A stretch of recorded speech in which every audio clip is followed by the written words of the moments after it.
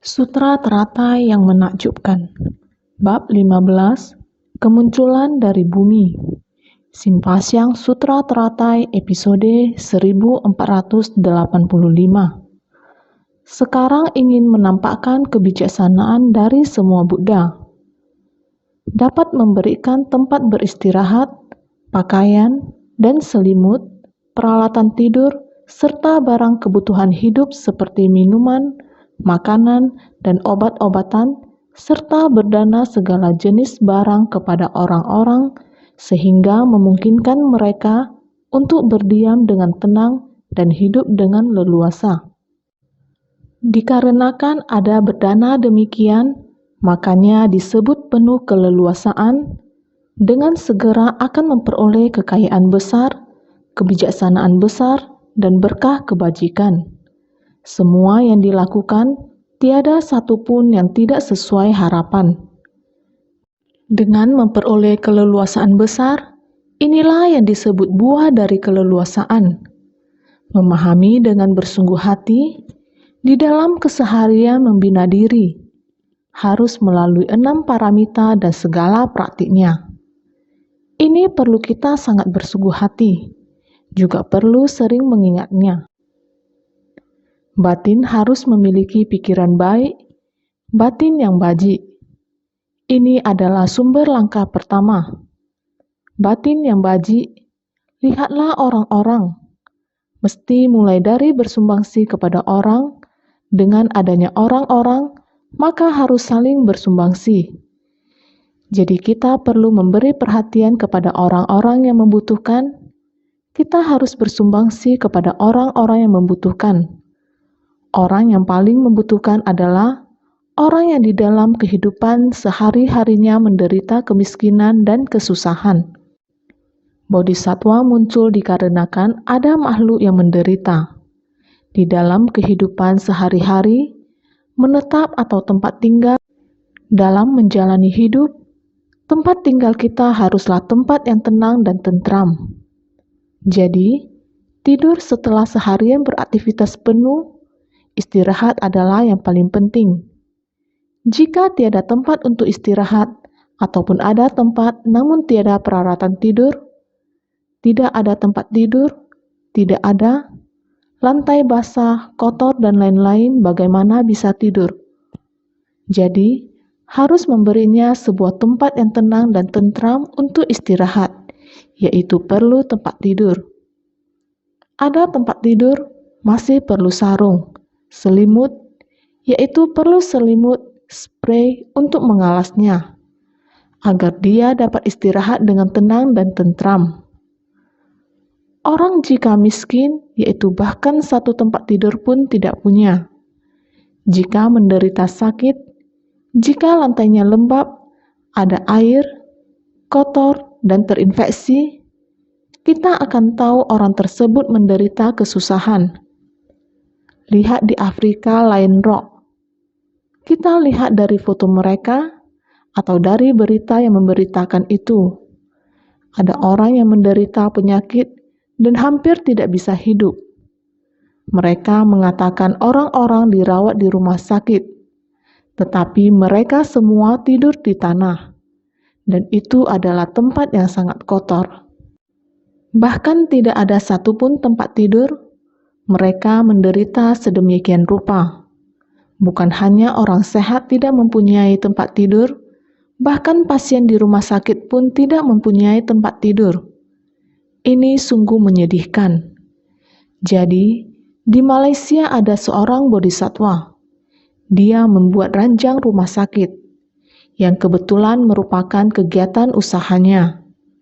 Ketika dia mendapatkan informasi ini, dia bersedia menjumpakan tempat tidur, dan mengirimkannya ke Afrika. Dia tidak tahan melihat mereka menderita. Meskipun dia berbisnis, dia bisa memunculkan hati yang begitu baik. Ketika dia melihat dan mengetahui berita ini, dia menanggapi dan bersumbangsi. Sebenarnya tempat dengan orang yang perlu dikasihani seperti ini masih sangatlah banyak. Berbicara mengenai penderitaan, Hanya sedikit jumlah orang yang bersedia untuk bersumbangsi. Kemampuan kita juga sangat terbatas. Apabila banyak orang yang bersedia untuk menolong, bukankah bisa membantu dan mengatasi kebutuhan sangat banyak orang terhadap tempat beristirahat, pakaian, dan selimut, peralatan tidur ini? Ini bukan hanya ranjang rumah sakit, tetapi juga orang sehat. Jangan menunggu hingga dia sakit, baru memberikannya sebuah tempat tidur. Untuk orang sehat yang hidup di lingkungan yang kurang memadai, serta keluarga prasejarah, atau orang yang pernah mengalami musibah di masa lalu. Untuk menciptakan ranjang lipat multiguna, sekarang dimanapun tempat yang membutuhkannya, kita akan menyalurkannya ke tempat tersebut. Di tempat manapun yang memiliki tempat untuk menerima pengungsi bencana yang membutuhkan, maka kita akan menyalurkannya kepada mereka. Untuk melalui kemalangan ini membutuhkan sangat banyak orang. Juga harus yang terlihat oleh mata. Tangan dan kaki bisa menjangkaunya, bisa menyalurkannya. Dan juga harus bersedia untuk membangkitkan tekad. Bisa sangat universal atau ada di mana-mana. Barulah bisa untuk membantu lebih banyak orang lagi. Untuk mereka yang mempunyai kesulitan, kebutuhan hidup ini membantu mereka untuk melewati kesulitan hidup mereka. Ini sangatlah penting, khususnya bagi mereka yang sakit ataupun miskin. Minuman, makanan, dan obat-obatan ini juga sangatlah penting. Segala jenis barang, ringkasnya ketika ada orang yang menderita, kita yang memiliki cinta kasih terhadap orang yang kesulitan. Selama kita memiliki sebab dan kondisi, kita haruslah dengan cepat bersumbangsi. Ini adalah yang diajarkan oleh Sang Buddha kepada kita. Jadi, setelah berdana segala jenis barang kepada orang-orang, selama ada orang yang kekurangan, kita harus bersumbangsi dan berdana untuk mereka. Ini karena 6 paramita dan segala praktiknya adalah untuk menyesuaikan dengan segala kesulitan yang dialami oleh para makhluk. Kita bersedia bersumbangsi dan kita juga bisa berdana. Di dalam kehidupan bertemu dengan berbagai macam ketidakberuntungan, baik itu kemiskinan jangka panjang ataupun bencana yang bersifat sementara, atau kemiskinan dan sakit secara bersamaan. Orang-orang tersebut sangat membutuhkan bantuan kita. Maka, memungkinkan mereka untuk berdiam dengan tenang dan hidup dengan leluasa. Sama-sama adalah manusia. Maka saya sangat mengharapkan orang-orang sama-sama di dalam kehidupan ini, sama-sama bisa dengan aman dan damai melewati hari-harinya. Inilah bagaimana kesungguhan hati Bodhisattva terhadap semua makhluk. Bersumbangsi dalam tindakan nyata, yang juga adalah pengajaran Sang Buddha untuk kita. Mengajarkan kita dikarenakan ada berdana demikian, maka ini disebut keleluasaan. Kita perlu bagaimana barulah bisa mendapatkan keleluasaan. Kita ketika melihat orang, semua orang aman dan selamat. Semua orang tidak memiliki kekhawatiran. Ini adalah hati Bodhisattva paling leluasa. Hati Buddha juga paling leluasa. Maka keleluasaan adalah sukacita, semua makhluk aman dan selamat. Semua Buddha dan Bodhisattva menjadi tenang, semua makhluk tidak menderita dan tidak memiliki kesulitan. Semua Buddha dan Bodhisattva menjadi leluasa. Inilah yang Sang Buddha ajarkan kepada kita.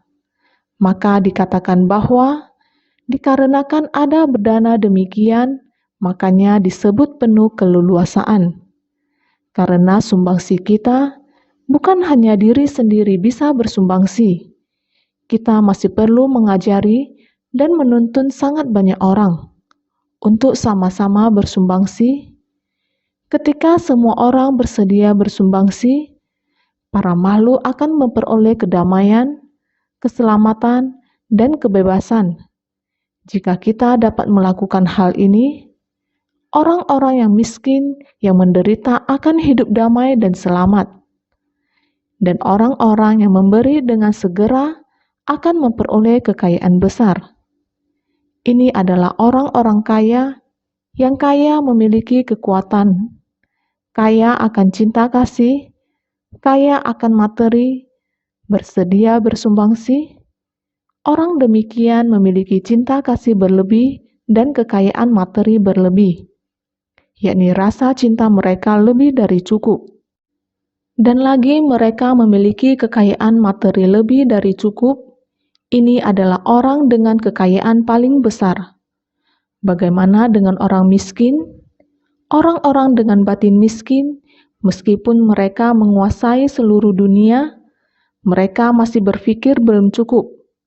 Maka ketamakan mereka tiada batas. Ketika melihat orang-orang menderita, tidak bersedia membantu.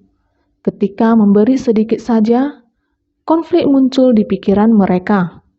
Mereka merasa, saya sangat kaya. Jika hanya memberi sedikit saja, akan terasa malu. Tetapi jika memberi lebih banyak, tidak rela. Lebih baik tidak mendengar, tidak bertanya tentang hal tersebut. Tidak peduli hal tersebut. Orang-orang seperti ini tidak peduli seberapa banyak kekayaan yang mereka miliki di dunia. Mereka menjalani hidup dengan kemiskinan yang parah. Akan tetapi jika orang-orang dengan kekayaan besar belum tentu memiliki harta atas nama mereka sendiri, selama mereka ikhlas dan mau memberi, mereka semua adalah orang kaya. Lihat saja Myanmar. Meskipun hidup dalam kemiskinan, tapi mereka bersedia membantu orang lain. Dari 3 kali makan, yaitu nasi yang akan dimakan satu keluarga, sebelum dimasak, mereka akan mengambil segenggam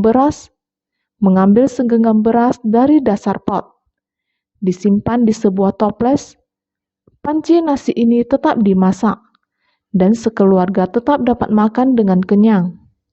Segenggam beras yang tersimpan merupakan sisa beras dari hidangan ini. Mereka menyisihkan sedikit beras dalam setiap kali makan. Beberapa hari kemudian, mereka akan memiliki seember besar beras dan dapat menolong orang dalam kesulitan. Sekalipun mereka disebut miskin, tapi mereka kaya batin. Mereka juga dapat membantu orang lain. Orang yang dapat menolong orang lain merupakan orang yang memiliki kekuatan. Memiliki kekuatan artinya kaya dengan tenaga dan cinta kasih. Ketika dikumpulkan, juga memiliki seember beras yang penuh. Selain itu, untuk waktu yang lama, setiap hari juga menjalankan praktik tanpa henti. Mereka terus-menerus menyumbangkan seember demi seember beras. Coba kita pikirkan, bukankah ini kekayaan terbesar? Terutama, mereka dapat membantu para lansia yang tidak mampu hidup sendiri, untuk menambah gizi mereka, dan memungkinkan para janda untuk membesarkan anak-anak mereka. Juga membantu anak-anak yatim dapat tumbuh dewasa. Seiring berjalannya waktu, mereka dapat menghidupi keluarga sendiri, serta dapat membiayai keluarga orang lain. Setiap orang mengumpulkan kekuatan, 300-an keluarga bisa membantu 20-an keluarga. Bukankah ini berasal dari kekuatan yang mereka kumpulkan? Dengan demikian, saat melihat orang-orang miskin lainnya, anak-anak mereka terus tumbuh seperti biasa. Orang tua hidup sehat dan damai dan selamat. Bukankah ini adalah kekayaan sesungguhnya? Bukankah ini adalah kebijaksanaan agung? Menciptakan berkah di tengah orang banyak dan memupuk kebaikan. Orang-orang berkata, rumah tangga yang mengumpulkan kebajikan akan memperoleh berkah yang melimpah. Setiap kali makan menghemat 1 genggam beras, walaupun keluarga mereka sangat miskin, Mereka masih memiliki sisa dan masih dapat mengumpulkan semua orang untuk menghidupi lebih dari 20-an keluarga. Lihatlah, hidup bersama, seluruh desa penuh kebahagiaan, cinta kasih agung yang telah disumbangsihkan, hati yang menerima dengan penuh syukur. Oleh karena itu, cinta kasih dan rasa syukur semuanya ada di desa itu. Pikirkanlah, bukankah ini adalah paling bahagia? Hidup tenang dan bekerja dengan bahagia. Inilah kekayaan besar, kebijaksanaan agung, berkah kebajikan agung. Semua yang dilakukan, tiada satupun yang tidak sesuai harapan. Demikian, semua orang bersukacita, rela untuk bersumbangsi dalam jangka waktu yang lama bersumbangsi. Semua orang bersatu, tiada kesulitan jikalau ada satu keluarga membantu satu keluarga lainnya. Dalam hal ini akan ada kesulitan. 300-an keluarga bersatu padu menolong 20-an keluarga.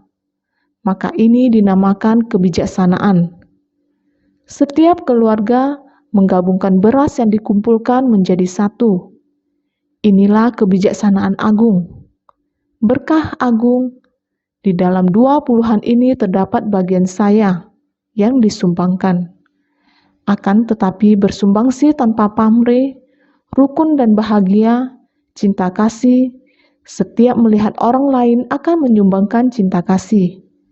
Kebebasan seperti ini, melihat kondisi mereka makan dengan kenyang, mengenakan pakaian yang menghangatkan. Dengan demikian, dia tidak ada kesulitan lagi. Batin saya juga merasa leluasa. Batin demikian yang penuh sukacita, semua yang dilakukan, hal yang baik, kebajikan dharma terkondisi, demikian melakukannya, yaitu segala hal sesuai dengan pikiran dan harapan. Tiada satupun yang tidak sesuai harapan. Sangat sesuai dengan pikiran dan harapan. Sehingga, dengan memperoleh keleluasaan besar, inilah yang disebut buah dari keleluasaan. Dalam hal ini, kita harus sangat bersungguh hati, memperjelas dan memahaminya. Maka, naskah sutra sebelumnya mengatakan demikian. Engkau sekalian hendaknya sama-sama satu hati. Benar-benar perlu Anda sekalian bersama-sama satu hati. Dalam menolong orang lain, kita juga harus bersatu hati. Dalam upaya bersemangat, kita juga harus bersatu hati. Maka, engkau sekalian hendaknya sama-sama satu hati, mengenakan baju besi dari ketekunan dan membangkitkan tekad yang teguh. Tathagata sekarang ingin mengungkapkan dan menyampaikan kebijaksanaan dari semua Buddha.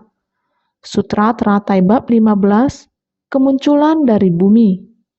Buddha Sakyamuni lalu berkata kepada semua orang haruslah sangat tekun bersemangat, harus sangat bersungguh hati, harus mengenakan baju besi dari ketekunan, yakni bersiap seperti mau memasuki medan perang.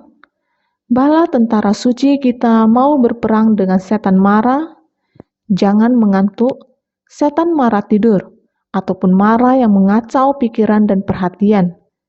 Setan-setan mara ini, kita haruslah menang dalam perang dengan mereka.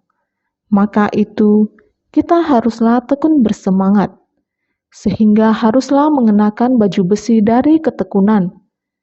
Setelah mendengarkan Dharma, tidak ada yang tidak bisa kita lakukan.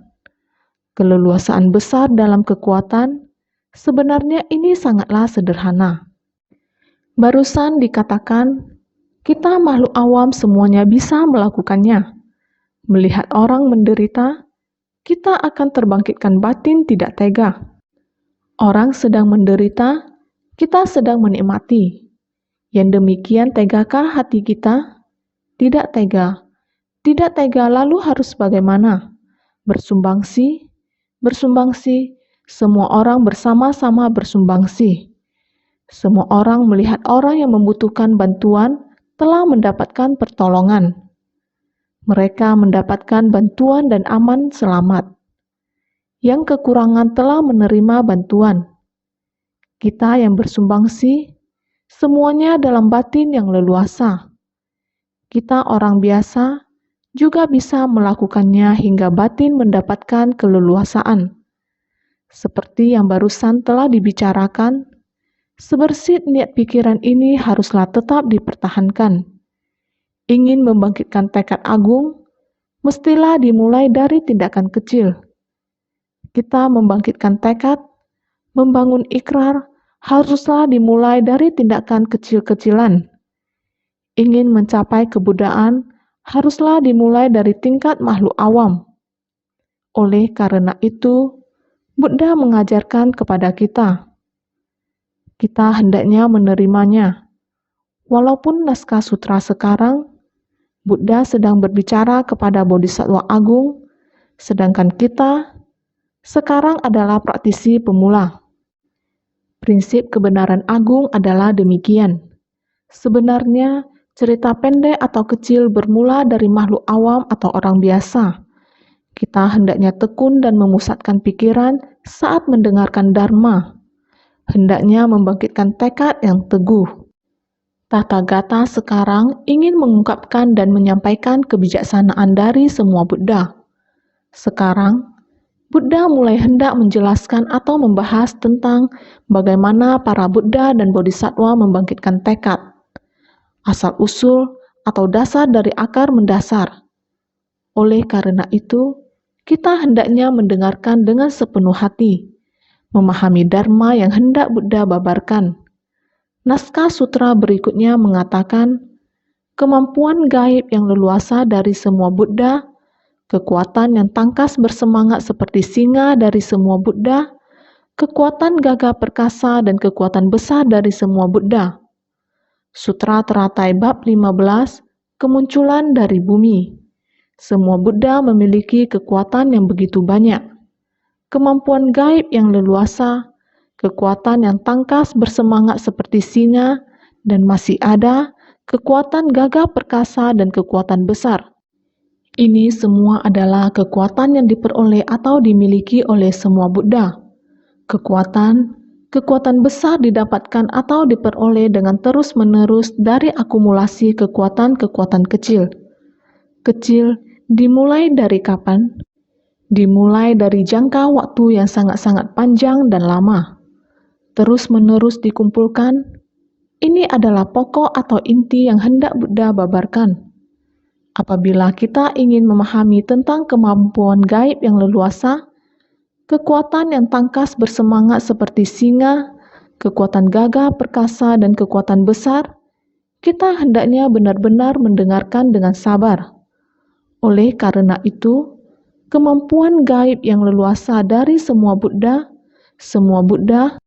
telah mendapatkan keleluasaan besar. Beliau telah sangat leluasa. Kemampuan gaib yang leluasa dari semua Buddha telah mendapatkan keleluasaan besar. Kemampuan gaib tanpa rintangan. Tubuh Dharmakaya dari Buddha adalah sifat kebijaksanaannya. Tubuh balasan Sambhogakaya dari Buddha adalah wujud kebijaksanaannya. Tubuh perubahan Nirmanakaya dari Buddha adalah kemampuan gaibnya. Sang Buddha datang ke dunia dalam seumur hidupnya, sudah menggerakkan seluruh pikiran dan tenaga. Terhadap para makhluk yang berjodoh, sudah berangsur-angsur dapat mendengarkan ajaran dari Buddha. Orang yang mempunyai jalinan jodoh, juga sudah berangsur-angsur datang mendekat. Orang yang datang mendekat dari kendaraan kecil telah terinspirasi meningkatkan ke kendaraan menengah, secara perlahan-lahan telah mendekati kondisi kendaraan besar. Maka batin Buddha juga sudah merasa leluasa. Melihat bodhisattva dari negara lain dan dari tanah negeri sendiri, semuanya juga sudah datang. Buddha belahan raga dari 10 penjuru juga sudah sampai. Maka Buddha di tempat pencapaian pencerahan tersebut, kondisi batinnya sangat leluasa. Ini menunjukkan kebajikan penuh wibawa darinya. Ini adalah kemampuan gaib tanpa rintangan. Semangat dan kekuatan telah menembusnya, telah mencakup demikian luas secara merata, sehingga mempengaruhi demikian banyak orang menjadi bisa menghayati prinsip kebenaran itu, yaitu kebenaran sejati dari langit, bumi, dan alam semesta. Sang Buddha juga telah mengatakan apa yang harus dikatakan, dan mendapat masukan telah diterima oleh orang-orang secara meluas. Maka disebut kemampuan gaib tanpa rintangan. Tubuh Dharma, Dharmakaya dari Buddha adalah sifat kebijaksanaannya. Apakah tubuh Dharma dari Buddha? Kebijaksanaan, prinsip kebenaran yang dihayati, berpadu menjadi satu dengan langit, bumi, dan alam semesta.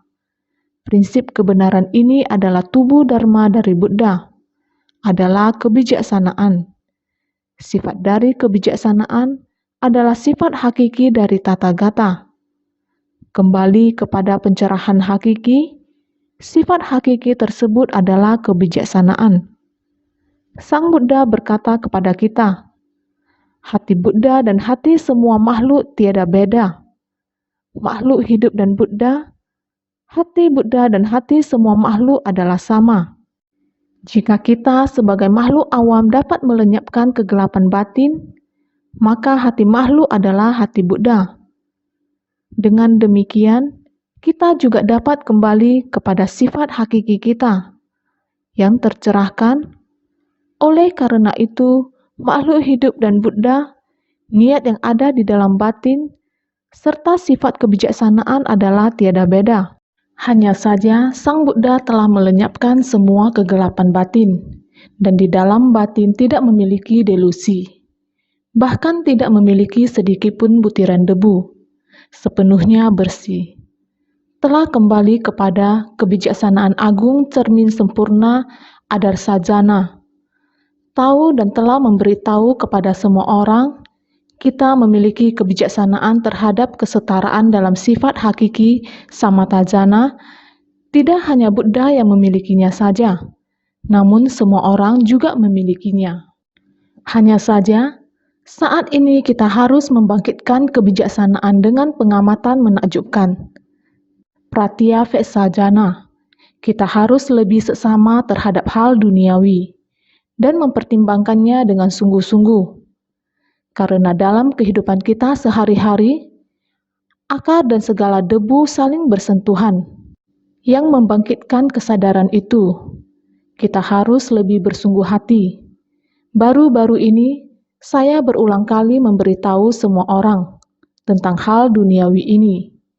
Dengan harapan apa yang diajarkan dalam Buddha Dharma, semua orang dapat merasa ini adalah ajaran Buddha yang dapat ditemukan di dalam sutra maupun buku agama Buddha.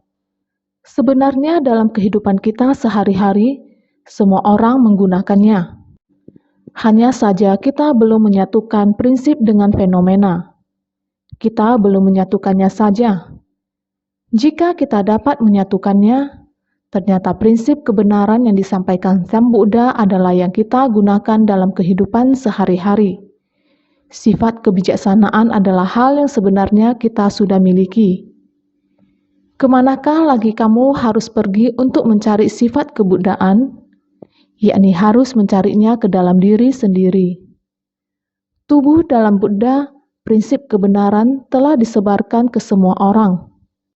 Semua orang telah mendengarnya, juga dapat memahaminya. Hanya saja baru memahami, apakah kita sudah menerapkannya?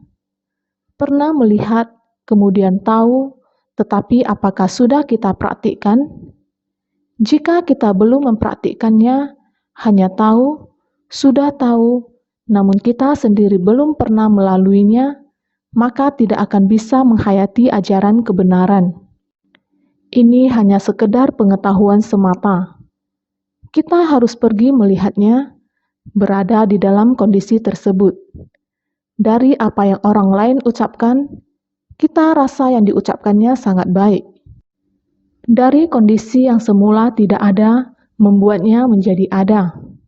Ada sampai ke tahap apa? Orang yang pergi melakukannya tahu dan membawanya kembali untuk diceritakan kepada kita. Jika kita tidak terlalu bersungguh hati, di dalam batin mulanya sudah ada gambaran ini. Mulanya sudah ada persiapan berpikir untuk melakukannya. Kebajikan dengan kegiatan tak terbatas. Jika bukan diri kita sendiri yang menggambarkan gambar tersebut, ingin mencapai tujuan akhir, jika tidak dijalankan, jika kalian tidak pergi, maka kondisi yang telah didengar kembali sebatas kondisi, tidak akan bisa memahaminya. Jika di dalam batin kita sendiri telah menggambarkan gambar ini dan bertekad untuk melakukannya, meski kita tidak perlu ke tempat kejadian, asalkan telah mendengar bahwa, oh, sudah selesaikan. Dengan cara ini, kita hampir bisa memahami apa yang terjadi.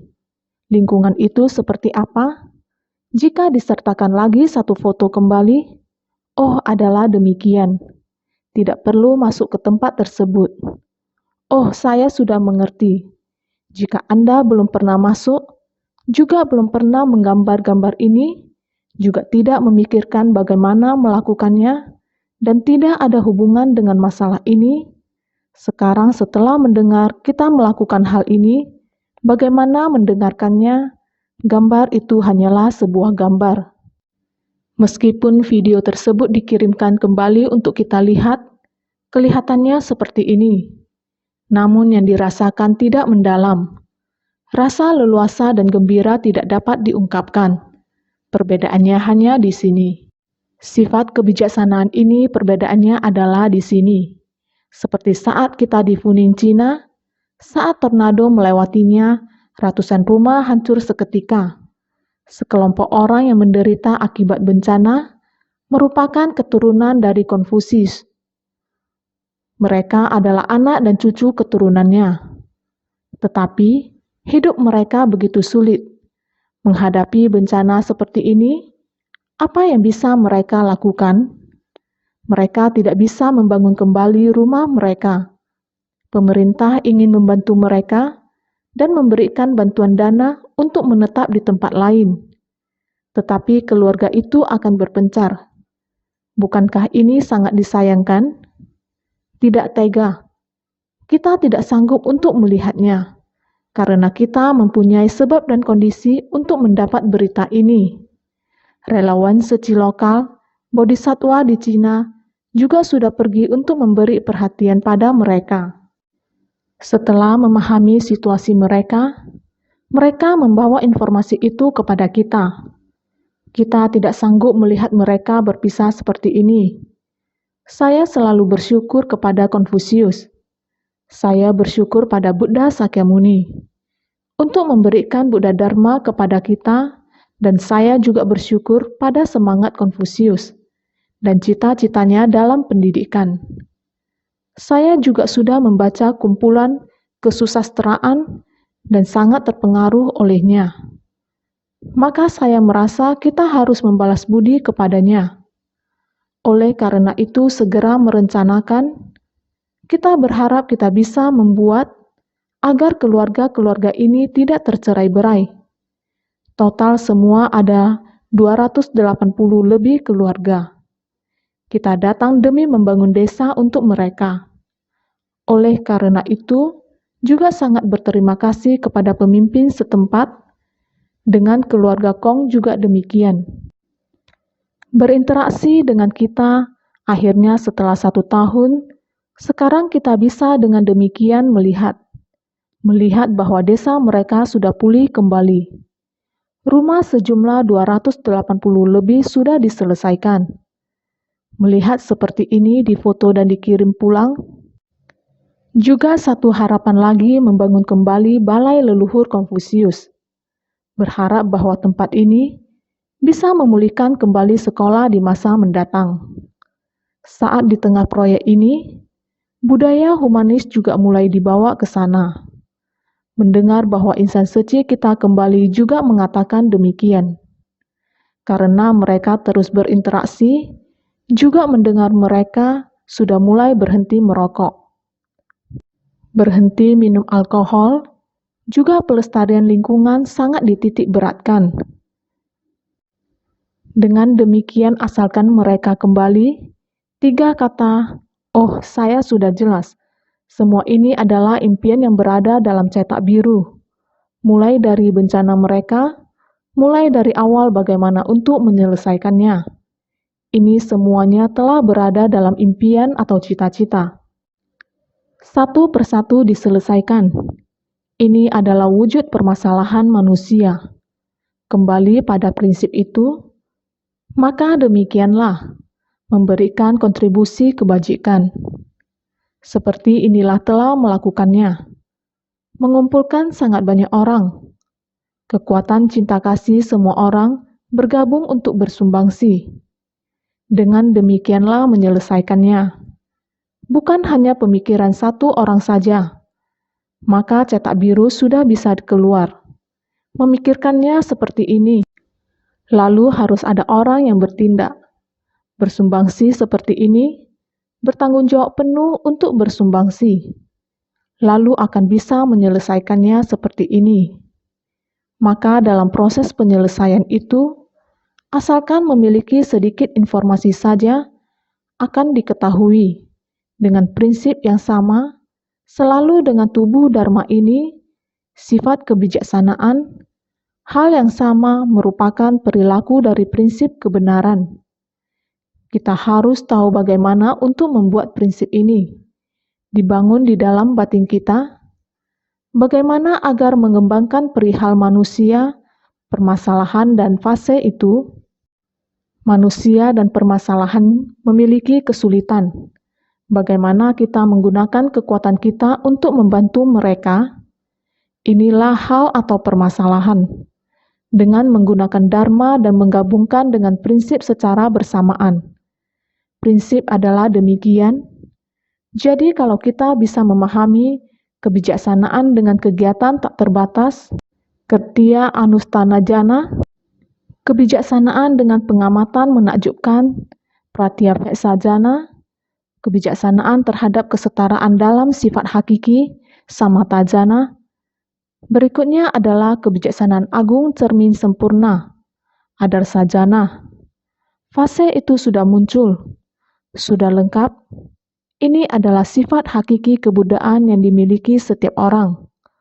Orang-orang melakukan sesuatu dari kebijaksanaan dengan kegiatan tak terbatas. Untuk menyelesaikannya, dari batin ini, dari kekuatan kita, dengan demikian semua orang bersumbangsi, dengan demikian maka telah menyelesaikannya. Sama prinsipnya. Jadi, Dharma Buddha dengan Dharma duniawi kita adalah sama. Kita baru saja berkata, bahkan kasur, selimut, dan baju, semua benda-benda ini juga sama, kita semua butuh. Semuanya bagi semua orang. Juga sama adalah tindakan kebajikan. Ini dinamakan 6 paramita dan segala praktiknya. Adalah untuk kita kembali pada sifat hakiki tatata dari tubuh Dharma kita, yakni sifat kebijaksanaan. Bukan hanya yang besar saja yang disebut sebagai Dharma. Sebenarnya hal kecil pun adalah Dharma. Jadi kita mesti terus mengakumulasinya. Tubuh balasan dari Buddha adalah wujud kebijaksanaannya. Ini adalah karakteristik seluruh Dharma yang agung dari Sang Buddha. Tubuh Buddha yang berwujud Nirmanakaya, ini adalah apa yang kita lihat ketika Buddha terlahir di dunia. Datang ke dunia untuk membina diri, mencapai kebudayaan di dunia, membabarkan Dharma di dunia, dan lain-lain. Buddha menunjukkan kebijaksanaannya di dunia. Tubuh perubahan Nirmanakaya dari Buddha adalah kemampuan gaibnya. Dharmanya memiliki kemampuan gaib, sangat tersebar. Kebenaran sejati berpadu menjadi satu dengan alam semesta. Jadi ini disebut kemampuan gaib. Dharmanya telah tersebar. Jadi, berawal dari pancaran sebersinar, menampakkan dengan sempurna dari awal sampai akhir, hingga kemunculan dari stupa 7 mustika, 3 kali mengubah alam dan berkumpulnya belahan raga. Inilah di puncak burung Nasar. Tathagata mengungkapkan perihal tentang para Buddha belahan raga serta para bodhisattva yang datang. Inilah yang disebut kemampuan gaib penuh keleluasaan. Sang Buddha mulai akan membabarkan sutra teratai. Saat itu memancarkan sinar, seberkas sinar dari pusaran rambut putih pada dahi di antara alis, menerangi 18.000 negeri di penjuru timur. Semua orang seharusnya masih ingat, sejak awal hingga kemunculan stupa 7 mustika, stupa Buddha Prabhutaratna datang memberi kesaksian. Di puncak burung Nasar, memberi kesaksian Buddha membabarkan sutra teratai. Oleh karenanya di tempat itu, Sang Buddha 3 kali mengubah menjadi tanah suci. Di puncak burung Nasar, naskah sutra kita sudah mengatakannya. Jadi, mengungkapkan perihal tentang para Buddha belahan raga. Buddha belahan raga adalah filosofi dan semangat dari Sang Buddha. Prinsip kebenaran telah tersebar luas. Setiap orang bisa menerima semuanya, bisa memanfaatkannya, bisa menyebarkan jalan kebenaran, menyebarkan dharma di dunia. Jadi, perihal tentang para Buddha belahan raga, dengan demikian prinsip kebenaran telah berubah menjadi fenomena, boleh dikembangkan, serta para bodhisattva yang datang, selain filosofi dan semangat, masih ada lagi praktik dalam tindakan nyata. Ini yang disebut kemampuan gaib penuh keleluasaan. Bisa mengembangkan untuk membantu para makhluk. Para makhluk tertolong, bodhisattva dan para Buddha telah penuh keleluasaan. Seperti ini, apapun yang dilakukan tidak akan ada rintangan. Terus-menerus bersumbangsi. Jadi, sekarang bermunculan para bodhisattva yang tak terhitung jumlahnya. Mereka memuji kalau 50 kalpa kecil terasa bagaikan setengah hari. Ini secara tepat menunjukkan jalinan jodoh dari mereka yang ditransformasikannya selama banyak kalpa semenjak mencapai kebuddhaan, merespon pikirannya dengan leluasa. Makanya disebutkan sekarang Buddha ingin menampakkan kemampuan gaib yang penuh keleluasaan. Paragraf sutra sebelumnya bukankah demikian? Terus-menerus memuji. 50 kalpa kecil terasa seperti setengah hari. Sejak benar-benar menunjukkan pencapaian kebuddaannya, setiap orang harus sangat bersungguh hati. Kembali lagi pada apa yang telah dijelaskan sebelumnya. 50 kalpa kecil layaknya setengah hari. Ini hanyalah sebuah gambaran. Terutama, ini secara tepat menunjukkan jalinan jodoh dari mereka. Sejak Sang Buddha mencapai kebuddhaan, tidak terhitung kalpanya. Berkalpa-kalpa, jalinan jodoh yang telah dibimbing dan diselamatkan, merespon pikirannya dengan leluasa. Akumulasi dari kehidupan ke kehidupan tiada henti-hentinya membabarkan dharma, menyesuaikan dengan jodoh para makhluk, menyesuaikan dengan para makhluk yang berada di jalan kebenaran yang bagaimana. Beliau akan menyebar luaskannya. Sang Buddha tidak pernah meninggalkannya, tidak pernah menyingkirkannya. Para makhluk di 5 alam adalah demikian dibimbing dan diselamatkan untuk waktu yang lama dan dalam ruang yang tersebar luas. Makanya disebut, sekarang Buddha ingin menampakkan kemampuan gaib yang penuh keleluasaan. Sekarang akan membicarakan mengenai jalinan jodoh di masa lalu. Terhadap para makhluk ini, beliau dapat datang dan pergi dengan leluasa. Jadi, kekuatan yang tangkas bersemangat seperti singa dari semua Buddha, sesuai kapasitas dari para makhluk, membabarkan ajaran yang pasti dan terungkap sepenuhnya.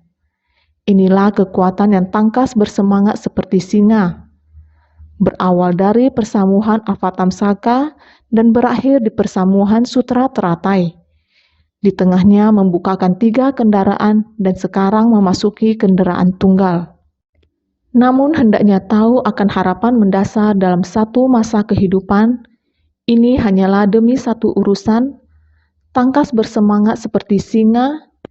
Jadi kekuatan dan ketangkasan ini sebagai perumpamaan untuk kebajikan, berwibawa, dan kegagah berani dari Buddha. Kesabaran Sang Buddha dari tidak mengerti sampai agar dia memahami, agar dia membangkitkan tekad, agar dia bisa mulai dari kecil sampai ke sedang, lalu sampai besar. Agar pikiran mereka terbuka dan menjadi paham, bersedia membangkitkan tekad. Inilah kekuatan Sang Buddha dan murid-muridnya terhadap prinsip kebenaran. Agar mereka dapat memahami keseluruhannya sesuai kapasitas mereka, agar mereka dapat memahami Dharma Sang Buddha. Ini adalah keinginan Sang Buddha dari kehidupan ke kehidupan, keinginan para Buddha. Oleh karena itu, kita harus sangat memahami makna hati Sang Buddha. Oleh karena itu, berawal dari persamuhan Avatamsaka dan berakhir di persamuhan Sutra Teratai. Dari saat Sang Buddha mencapai pencerahan dan setelah pencerahan. Dan setelah pencerahan, dalam sekejap itu hatinya lalu memasuki persamuhan Avatamsaka seluas samudra. Kondisi tersebut semuanya adalah alam para Buddha dan Bodhisattva. Tempat itu, para Buddha dan Bodhisattva meminta Buddha Sakyamuni untuk membabarkan Dharma. Dia berada di tempat tersebut, persamuhan Avatamsaka seluas samudra selama 37 hari. Di tempat tersebut, setelahnya telah kembali, barulah merenungkan bagaimana membabarkan Dharma untuk para makhluk di dunia saha.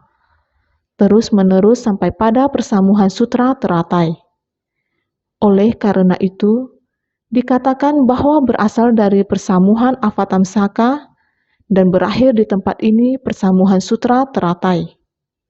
Jadi, kita harus sangat menghayati kondisi batin Sang Buddha dalam mencapai pencerahan yang sekejap itu, telah sepenuhnya memahami kebenaran sejati di alam semesta, dan mengetahui kondisi para Buddha dan Bodhisattva layaknya telapak tangan sendiri.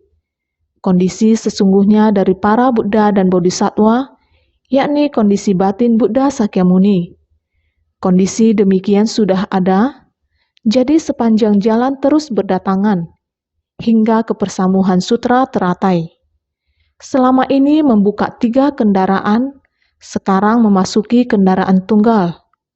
Dengan ketiga kendaraan ini, sekarang sudah membimbing orang masuk ke kendaraan tunggal, mengubahnya dari kecil menuju ke besar.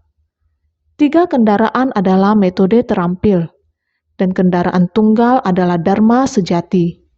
Sudah masuk ke kendaraan tunggal, namun hendaknya tahu akan harapan mendasar dalam satu masa kehidupan ini, yakni mempertahankan sebersih niat pikiran dalam sepanjang hidupnya. Ini adalah harapan mendasar Sang Buddha. Hanya demi satu hal ini adalah berharap para makhluk selalu memiliki kondisi batin yang sama dengan Sang Buddha. Ini sama seperti Buddha di persamuhan Avatamsaka, di mana dia memiliki kondisi batin yang sama dengan para Buddha dan Bodhisattva. Ini adalah tujuan utama Sang Buddha. Jadi hanya demi satu tujuan utama. Tangkas bersemangat seperti singa, jadi kekuatan dan ketangkasan ini sebagai perumpamaan untuk kebajikan berwibawa dan kegagah beranian dari Buddha. Jadi Buddha membangkitkan tekad dalam waktu sekejap. Bagi kita adalah kalpa tanpa awal. Waktunya tidak dapat dihitung. Berbicara tentang kondisi batin Buddha, mulai membangkitkan tekad dari sebersih niat pikiran itu. Oleh karena itu, saya sering berkata kepada semua orang, pertahankan untuk selama-lamanya dan manfaatkan momen yang ada sekarang juga. Dalam waktu sekejap dan saat ini adalah sepanjang hidup kita. Tekad awal dari pikiran itu, demikianlah 50 kalpa seperti setengah hari, seperti ini adalah kondisi batin Sang Buddha. Niat pikiran itu adalah jelas, harapan mendasarnya adalah demikian, tidak pernah berubah. Jadi, kelompok yang sekarang bermunculan dari bumi semuanya adalah bodhisattva yang telah memperoleh kemahatauan. Ini secara tepat menunjukkan harapan mendasar dari Tata Gata datang ke dunia sebanyak-banyak kalpa hanyalah demi satu urusan. Makanya disebut, sekarang ingin menampakkan kekuatan yang tangkas bersemangat seperti singa. Sekarang bodhisattva yang muncul dari bumi ini telah lama menerima dharma, mendapatkan pengajaran, telah mendapatkan pelatihan, telah memperoleh kemahatauan, secara tepat menunjukkan harapan mendasar dari Tathagata datang ke dunia sebanyak kalpa. Untuk menunjukkan Buddha telah memberi pengajaran terhadap banyak orang. Tentu saja harus menggunakan waktu yang sangat lama. Keberhasilan dari orang-orang ini dapat mewakili berapa lama waktunya. Sehingga harapan mendasar Buddha datang ke dunia adalah demikian. Dahulu adalah demikian, sekarang adalah demikian. Sehingga hanyalah demi satu urusan, maka disebutkan sekarang ingin menampakkan kekuatan yang tangkas, bersemangat seperti singa. Benar, kekuatan yang tangkas bersemangat seperti singa ini yang harus kita memahaminya dengan sungguh hati. Kekuatan yang tangkas bersemangat seperti singa, kekuatan gagah perkasa dan kekuatan besar dari semua Buddha. Ajaran sempurna dari kendaraan besar dapat menghapus 3 delusi secara tuntas. Secara sempurna menampakkan sifat tunggal, inilah kekuatan gagah perkasa dan kekuatan besar dari Buddha, yaitu ajaran sempurna dari kendaraan besar. Dapat menghapus 3 delusi secara tuntas. Semuanya dihapuskan, sehingga secara sempurna menampakkan sifat tunggal. Inilah kekuatan gagah perkasa dan kekuatan besar dari Buddha. Benar, ini adalah kekuatan gagah perkasa dan kekuatan besar dari Buddha. Setiap Buddha yang akan mencapai kebuddhaan harus mempunyai tekad hati yang sama. Tekad hati ini berasal dari tekad awal. Sebersih niat pikiran awal itu sangat penting, sehingga kita yang hendak mencapai kebuddhaan, belajar agama Buddha tujuannya untuk mencapai kebuddhaan. Untuk mencapai kebuddhaan, kita harus mulai dari ini, dimulai dari pikiran yang mulai membangkitkan tekad. Tekad hati itu harus melaksanakan sesuatu tanpa pernah berubah. Untuk mencapai besar, harus dimulai dari yang kecil. Dimulai dari melakukan hal kecil yang sangat halus, baru bisa membangun tekad luhur. Membangkitkan ikrar agung, baru bisa mendapatkan 6 paramita dan segala praktiknya, benih sebab sempurna dan buah pencapaian terpenuhi. Sampai pada tahap Buddha, dan juga masih banyak prinsip kebenaran. Waktu selamanya tidak akan cukup. Pada waktu sekejap ini, kita harus baik-baik bersungguh hati mengingatnya. Mengingat pada masa lampau, berpadu dengan yang sekarang, prinsip kebenaran satu esensi diterapkan dalam kehidupan sehari-hari. Dengan sendirinya fenomena dan prinsip kebenaran ada pada setiap ucapan. Dalam keseharian, harus senantiasa bersungguh hati.